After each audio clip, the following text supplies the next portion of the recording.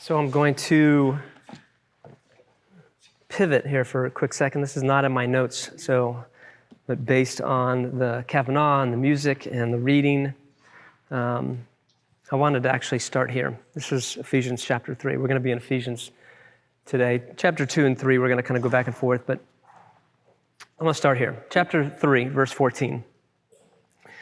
For this reason, I bow my knees to the Father of our Master, Yeshua the Messiah, for whom all fatherhood in the heavens and earth is named, in order that he might give you, according to the riches of his glory, by power, to be strengthened in the inner man through his Spirit, that the Messiah might dwell in your hearts through belief, having become rooted and grounded in love, in order that you might be strengthened to firmly grasp with all the holy ones what is the width and the length and depth and height, to know the love of Messiah, which surpasses knowledge, in order that you might be filled to all the completeness of God.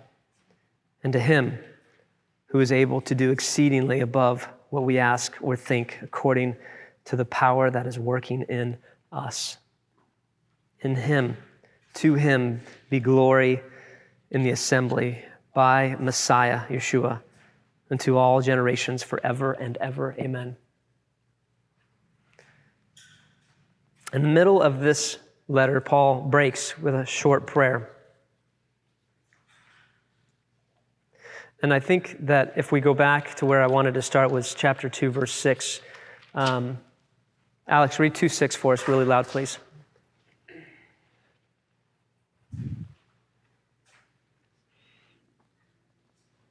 Actually, yeah, go ahead. Raised up with him seated, and seated us with him in the heavenly places in Christ Jesus. Read 1 through 6. And you were dead in the trespasses and sins in which you once walked, following the course of this world, following the prince of the power of the air, the spirit that is now at work in the sons of disobedience. Stop.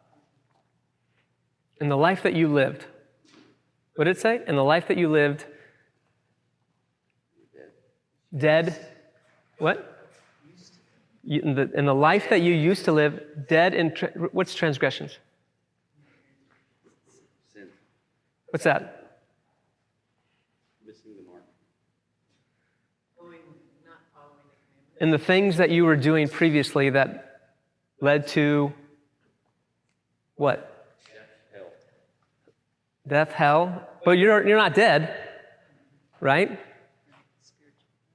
Maybe. But give me handlebars. What does that look like? Maybe that looks like addiction. Maybe that looks like, the wrong relationships. Maybe that looks like greed and strife that you're trying to get something that is not good. Maybe that's a life of just lying and cheating and stealing to get ahead. This is the life that Paul is talking about. Sometimes we think about, sin, when we go to heaven and we die, and okay, this is the life. No, he's talking about right here, right now, the life that you're living, the life that you used to live before Messiah became part of your life. Have you forgotten that? Do we forget sometimes where we came from? Do we forget? We talk about it every year. This is why we celebrate what? Every year. Passover. So that we remember what? Egypt. The slavery that we used to be entangled in and consumed by and imprisoned by. Egypt. Keep going. Sorry, you picked up your copy. You got to be on your toes, Alex, today, all right? Among whom we all once lived in the passions of our flesh, carrying out the desires of the body and of the mind, and were by nature children of wrath, like the rest of mankind. But God, being rich in mercy, because of the great love with which he loves us, even when we were dead in our trespasses, made us alive together with Christ. By grace you have been saved, and raised up with him, seated us with him in the heavenly places in Christ. But God, who is rich in compassion because of his great love for you. And he raised us together and made us sit. What have we been talking about? The three things we were going to split this book up into? Sit, stand, or sit, walk, and stand. Sit. What did we say sit was? From an Eastern perspective, right? What is it? To contemplate, to meditate, to think about, something that I'm going to ponder these things. Do you ever ponder how rich in compassion God is? Do you ever wonder and ponder and think how much he loves you? Even, remember what he just started with, all of the junk that used to be in your life. All of the bad relationships, all of the things that you did, all of the things that you're ashamed of, and all of the things, you're not dead. That's still in your past. Do you ever contemplate and think, God, I am so in awe that you still love me because I was such a piece of crap back then? I am still in absolute amazement that you have had compassion on me who didn't deserve any of this. Nothing that I have received is anything that I did. You did it. You brought me near you. You've forgiven me. Do you ever sit and contemplate and give praise for that? Do you ever sit and wonder, as it just says, and he raised us together and made us sit together in the heavenlies with Messiah? Do you ever ponder and think, what is it like to sit with Messiah? To just sit here and think, what would that be like to sit with all of you? And here is Yeshua right in front of us, and we have a moment to just sit and listen to him. Do you ever ponder that? What would that be like if we could just do that?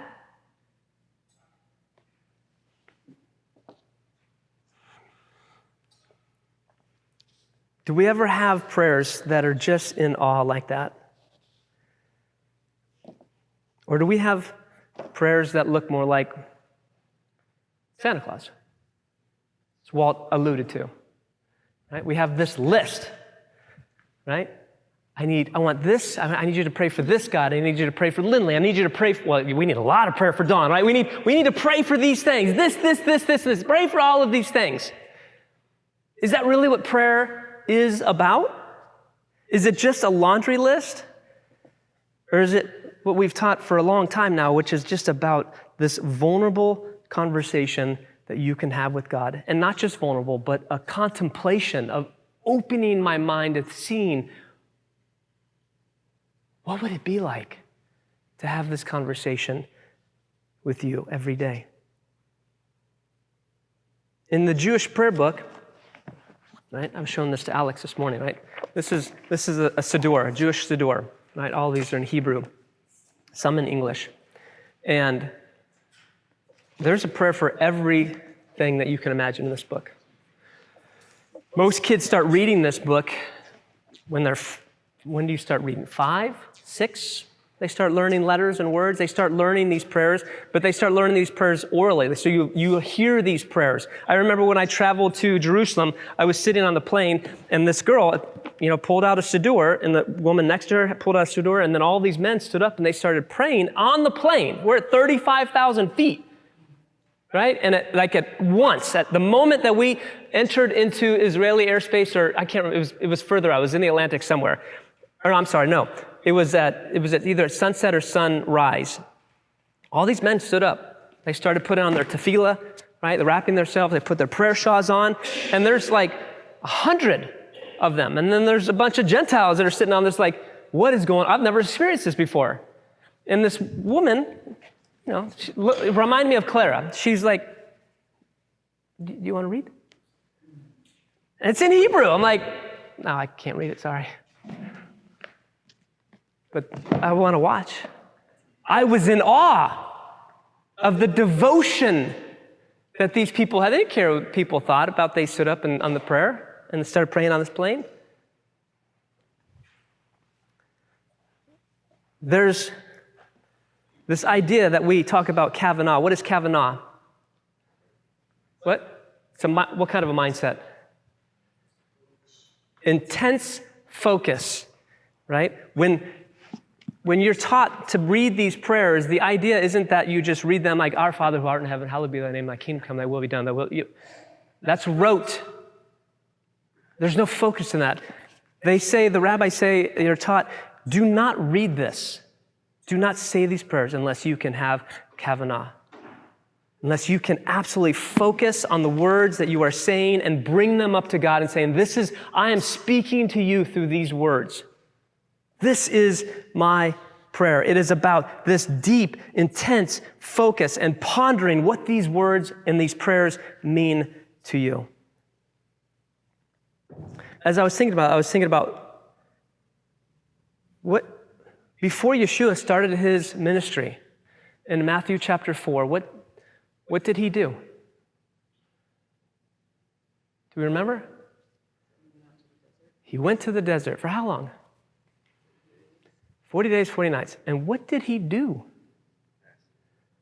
Fasted and prayed? Contemplated? Meditated? Pondered? What am I doing? What are you wanting me to do, Lord? What am I going to be doing? How am I going to do this? Sitting for 40 days. What do you do for 40 days by yourself? Have you spent an entire day by yourself? Has anybody? Without this? I mean, a lot of you can spend all day by yourself, but this is kind of handy. You're not by yourself. How many of you have ever gone out on the water on a boat by yourself, Don? Have you ever fished by yourself with nobody out there, just blue sea? Has anybody done that? Briar was just talking to me last night about doing an 8-hour. He just got done doing like 8 hours solo. Oh, yeah. He said, and I said, oh man, that would be so awesome to have 8 hours. He said, do you know how hard that is? Right. That was the first 8 hours. 8 hours. What's 40 days? 8 hours is difficult to sit by yourself and do what? You're like kicking rocks, like boring. But this is something that is so hard for us, but maybe this is something that we should take note of. Maybe it's so hard for us to ponder and to meditate and to be in awe because we're constantly distracted. Constantly going from this to that and thinking about this and all this work that I have to do and this text messages. I mean, hundreds of text messages that come through here. This is one of the reasons why I don't get on social media, because if you add text messages to like Instagram and to Facebook, and I mean, when Walt said, when do you work?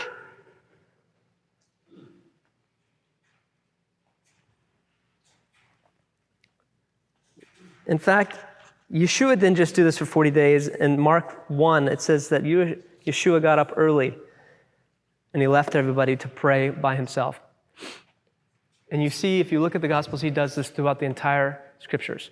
Every morning, every evening, before something happens, after something happens, this miracle, he always isolates himself and he just goes and prays. He would pray in the mornings, he would pray and meditate on a regular basis. Which takes me to Luke chapter 10. Somebody read Luke chapter 10, verses 38 through 42, please. Abby, or no, who's there? Anybody there?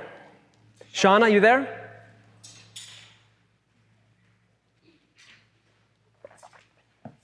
Chapter 10, verse 38 through 42, Shauna. Really loud for everybody. Now as they went on their way, Jesus entered a village, and a woman named Martha welcomed him into her house. She had a sister called Mary, who sat at the Lord's feet and listened to his teaching. But Martha was distracted with much serving, and she went up to him and said, Lord, do you not care that my sister has left me to serve alone? Tell her then to help me. But the Lord answered her, Martha, Martha, you are anxious and troubled about many things. But one thing is necessary. Mary has chosen the good portion, which will not be taken away.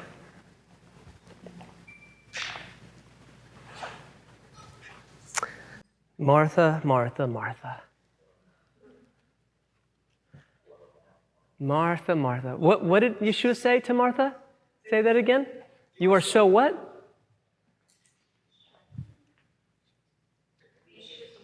You are so anxious. And what's another word for anxious? Stress, worried. How many of us are Martha? We're so worried about all the things going on. We're so worried about what has to be done. What's the biggest problem that people are facing today, right? Everybody has problems. Everybody has something, whether it be at their work, whether it be their kids, whether it be something in their life. All people are struggling with these things. And what does Yeshua say? Martha, Martha, Martha. You're worried.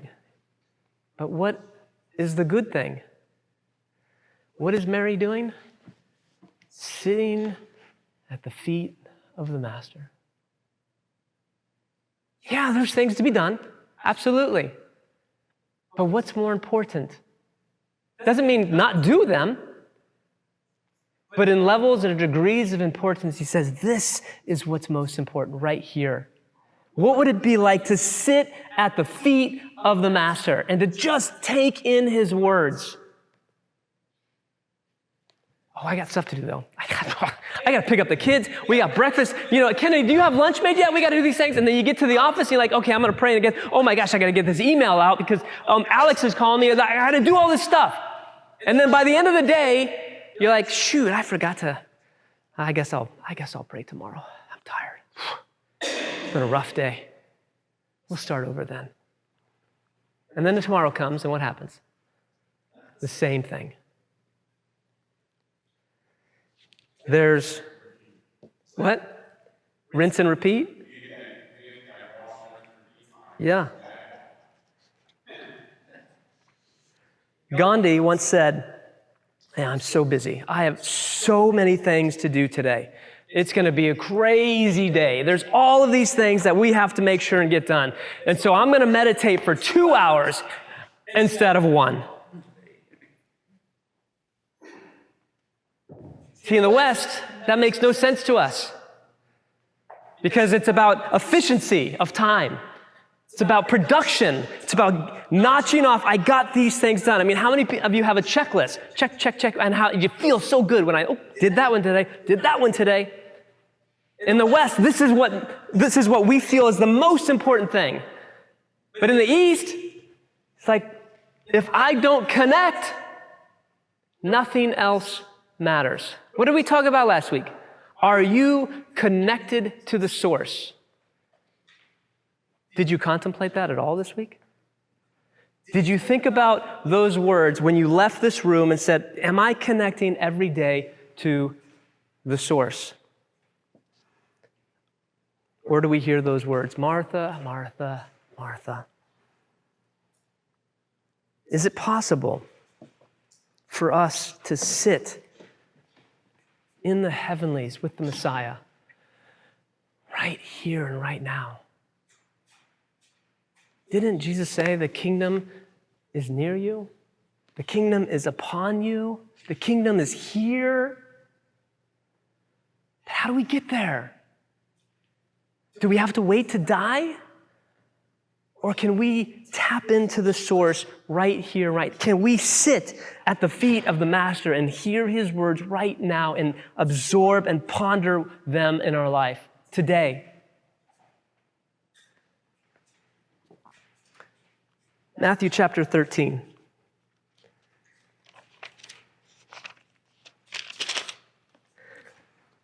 Matthew 13, verse 1 says this.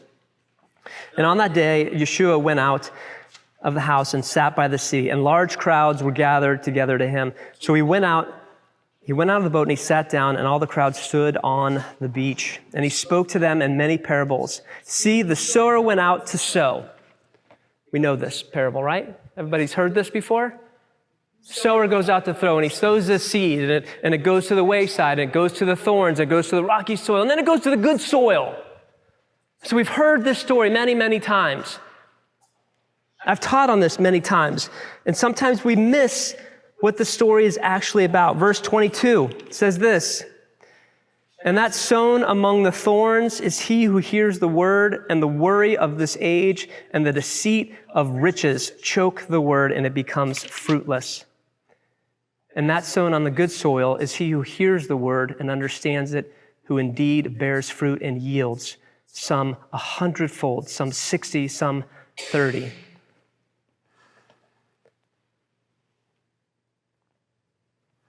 The parable is not about the seed. The parable is about the soil. The parable that Yeshua is giving you is, what soil do you have?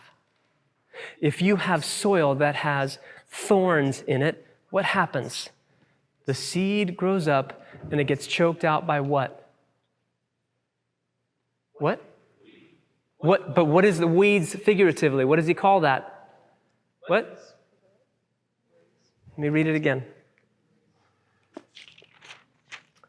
And that sown among the thorns is he who hears the word, and the worry of this world, the deceit of riches, choke the word, and it becomes fruitless. I go to church every week. Absolutely, I go to work. But is our lives any different?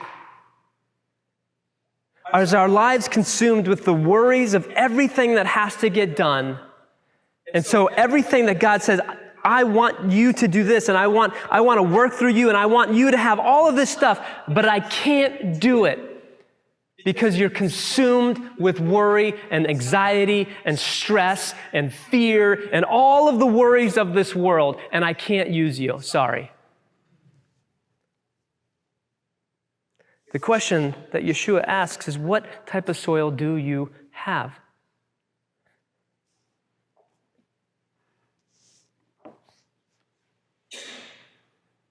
What type of soil do you want? Because remember, this choice is yours. All of these things, we say, Lord, help me to not worry. And God's like, yeah, okay. Go ahead. You have the power to choose. The power to change comes from your power to choose. You choose to worry about these things. You choose to be stressed about. You choose to put these things before sitting at the feet with Mary. You choose to be Martha. It's up to you. He didn't say to Martha, I'll heal you from that disease right now and you'll sit with me. He says, Martha, Martha, Martha, you choose this path. Mary chose the good path. So how do we change? How do we change this? We've said this many times. Yeshua says,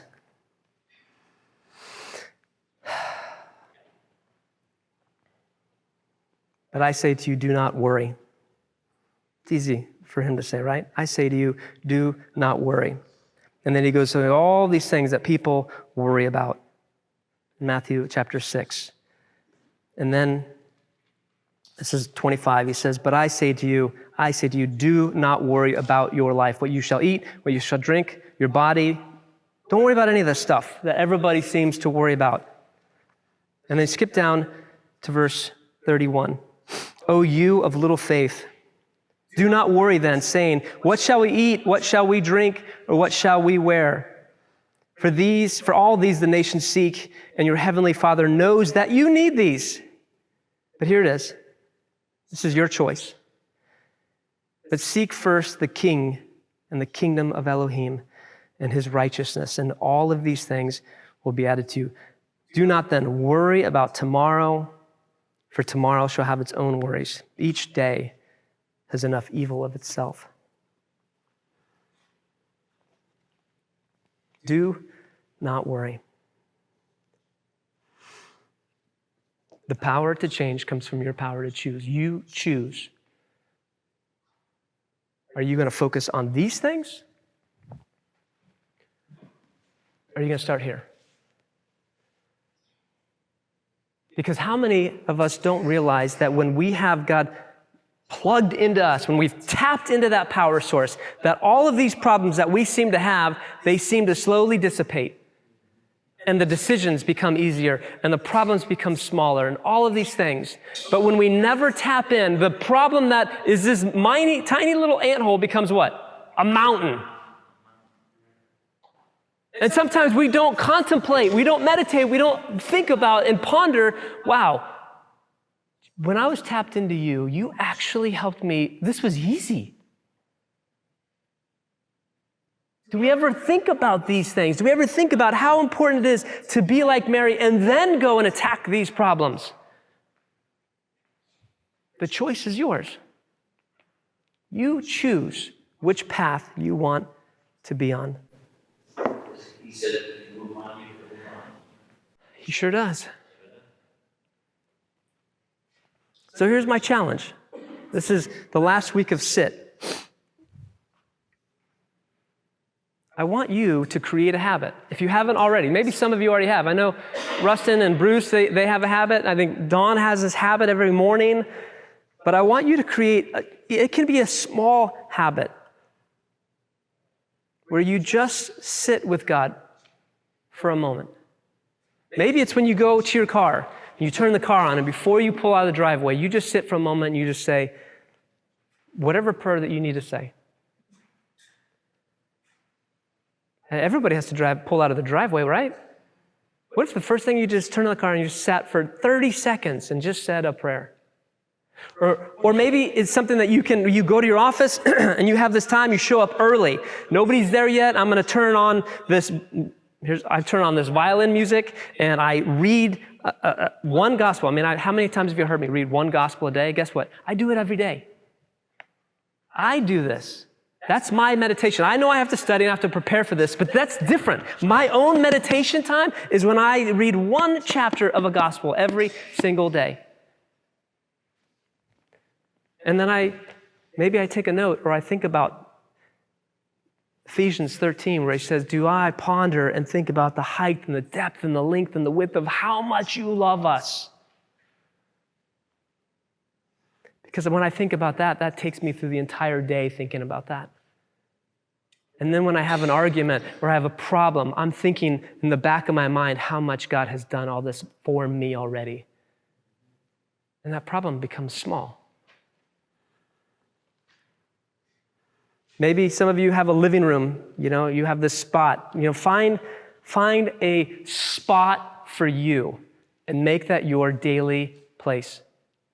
Because if it's not the same place every day, guess what happens? You don't come back to it. Find a spot where you can, like I said, connect to the source. Sit at the feet like Mary and just take in these words. And let that carry you through the day. I implore you, I beg you to do this. Because it will make all the difference in your marriage, in your family, in your work, in your relationships, in your relationship with God, most importantly. Find that place where you can do that.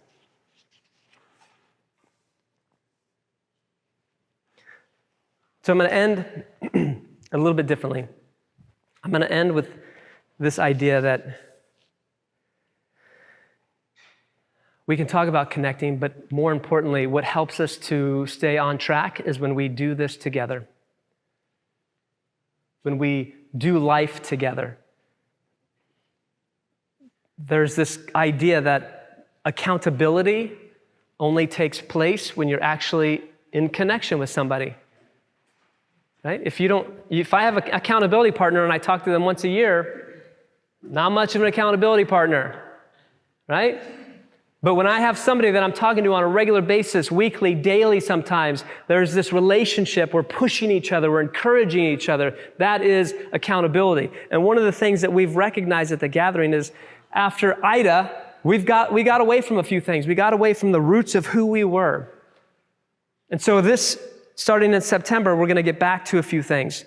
We've already started doing a few things. Like this year, we've started to do a much better job. Abby's been organizing the Sabbath meals, and we've been getting back together in community and doing these things. But we recognize we have to get back into the homes, which is who we were when we first started, and getting into these deep relationships and connections. And so starting in September, we're going to start getting back into discipleship groups, and it goes off of the premise of Matthew 28, right? Where it doesn't say, go and make disciples of all nations. We've taught over and over, it says what? In your going, teach.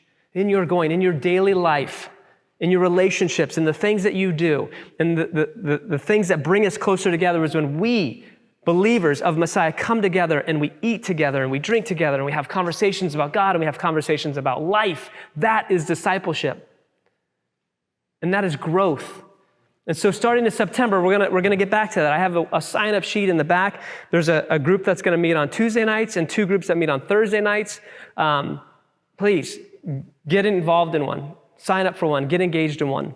I know that you guys are like out for a few months, right? But sign up anyways, because then when you can come back, jump into a group. But this is who we are. This is who we used to be. Where's the next slide? Oh, yeah, here it is. Like community. We're doing such a much better job of that. But serving as well. We want to get back into finding new ways to serve. And I think sometimes it has to come from you guys.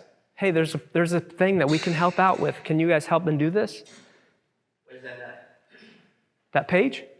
Yeah, like who can, like I like to give that to people. They ask me all the time, where's the gavel? It's on the website. Okay. It's on our About page. Okay. Yeah. Print it out. I'll give you a printout. Absolutely. Walt said, tell the world God, the internet.